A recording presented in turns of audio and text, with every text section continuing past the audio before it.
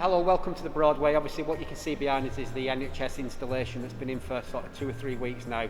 It will be changing over as we get nearer to Christmas and in the next few weeks hopefully as we welcome people back into the Broadway.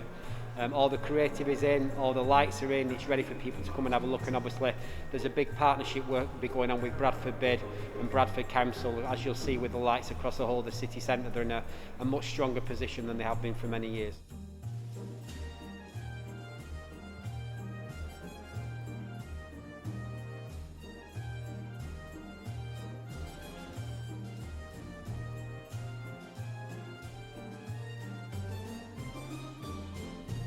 This is our LED Christmas tree. We just had it installed for the second year of the bid term.